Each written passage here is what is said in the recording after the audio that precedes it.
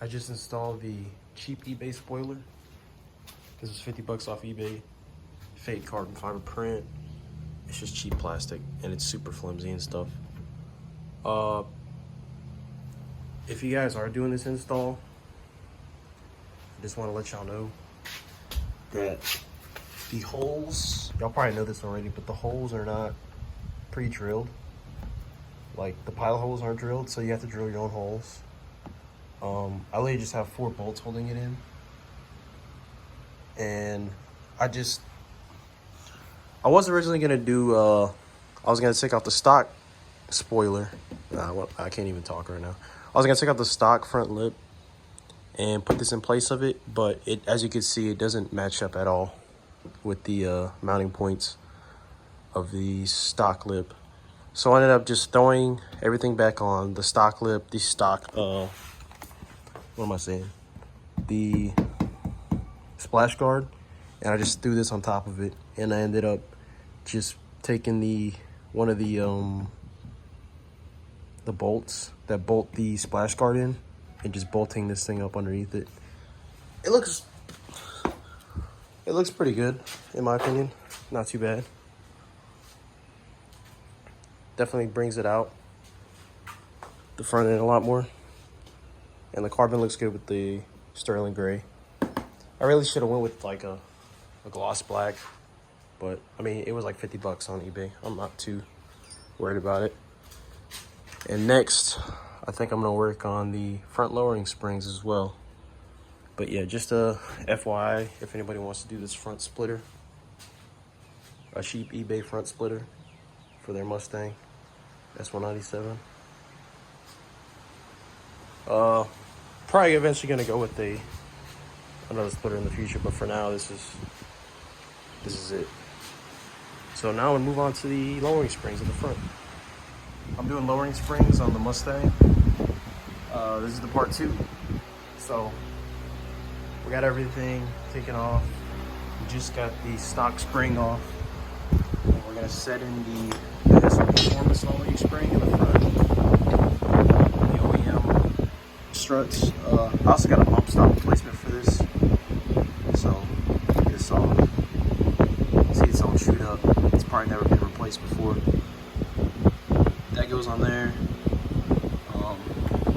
Check out how long this thing is compared to the performance spring. It's pretty short. So I hope it doesn't drop the car too much in the front, because I just installed this front lip and I don't want it to rub, but it's pretty cheap, so I'm not too worried about it if it does. But let me get my new bump stop, put that on there, compress this one, and put the whole assembly back together and back on the car. All right, we got the SR Performance spring on. We got the new bump stop in there. You can see the other one rotted out, and that's the leftovers of it. I'm not sure if the boot is supposed to sit or it's supposed to be down tighter. I'm not too sure. I'm gonna do some more research and see if I got tight down on this nut anymore. But so far, that's how it looks. Compressed. Yeah, do a research, see if this is tight enough. And do the other side and see how the car looks with it. All right, here's how everything looks, all assembled. The blue looks pretty good, I'm not gonna lie. But I was gonna paint these Brembos a red color, but it wouldn't match with the blue, so I'm probably just gonna do a smoke show gray. But it's pretty simple. If anybody's wondering how to do this, besides the American Muscle video, I think that's the website's name, American Muscle. Take that off. Take these 2 bolts that's holding it on here, off here, and another one down here. Then remove this brake line from the strut assembly itself. Take the 4 bolts off here. I lost one of them, but take 4 of those off. Drop it through and then use a spring compressor to compress the stock spring. Take off the top assembly of the strut, and then you could free the stock spring, uncompress it, compress the new spring, put it in, reverse it.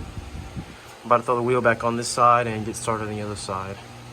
This does take a while because I don't know exactly what I was doing. I had to YouTube everything, but this side should go a lot faster. I was no passenger, and yeah, I can't wait to see what it looks like lowered. So we're gonna get that factory rake back, but it's gonna be sitting a lot lower, so it shouldn't bother me too much.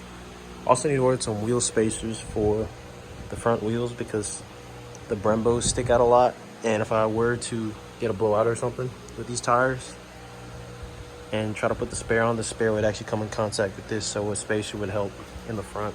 And then just to like flush it with the fender as well. And then whenever the panhard bar comes in, even out the back, and then see how much of a wheel spacer I need to get to offset these to sit them flush in the front. I mean in the back too. But yeah, I can't wait to see what it looks like lowered in with this new front splitter on. So let's do the other side. Well, let me throw this wheel on and do the other side. Got both sides installed as our performance lowering springs. We're gonna drop the car now, and we're gonna see if this front splitter will clear with the floor jack. Well, with the Daytona jack. Please, please. Please clear. For the love of God. We are just like barely. Yeah, that thing is not coming out of there. It sucks. I think I'm just gonna force it through. But front splitter's kinda in the way. Not too much. Oh my God, it's done. It is lowered in the front, lowered in the back finally. Let's see how bad the rake is. Well, you can't really see. Check out the wheel gap on this thing. And it does need time to settle in, of course. But it's pretty noticeable. And that front splitter just makes the front end look 10 times meaner. So we'll pull it out to a gas station, and I'm gonna get a 360 on it on a level surface. Here's the Mustang in some light.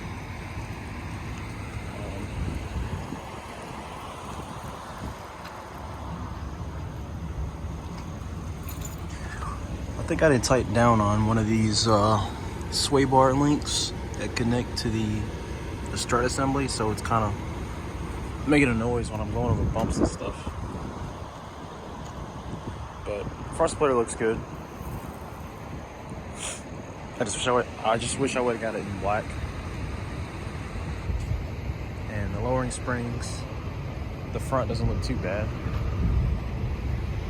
Just gotta black out the wheels now.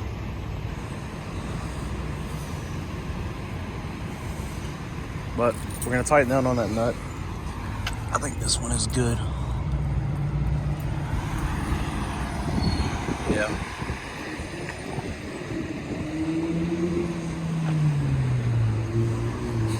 There's a Lexus. Alright, so I just took the tire off, well, the whole wheel off, and I just noticed this nail here in the tire. It doesn't seem to be leaking air. Well, it might be a slow leak. I'm not too sure. But definitely gotta watch this tire in case it gets low on air. You know what? Where are you going? Stay right there. I'm gonna get some soapy water and see if it will. It's not showing any bubbling or air formation. So they probably didn't puncture all the way past the tire tread. So that's probably good, because it doesn't look like a traditional nail. Throw this wheel back on. Everything's tight now. So going Yeah, I can't even speak. So going over bumps, it shouldn't make any noise at all. It's pretty loud going over bumps earlier. This just needed a little bit of tightening. The bottom was already tight down here. And I tightened this down as much as I could.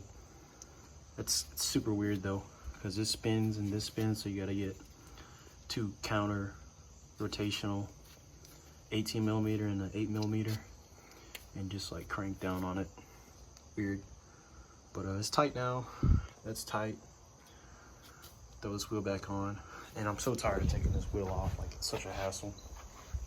And it's like 80 degrees and humid with 150% humidity out here in Louisiana. This floor jack underneath the car,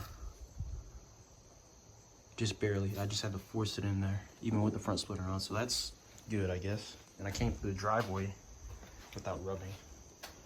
But we'll check again. I just wanted to get the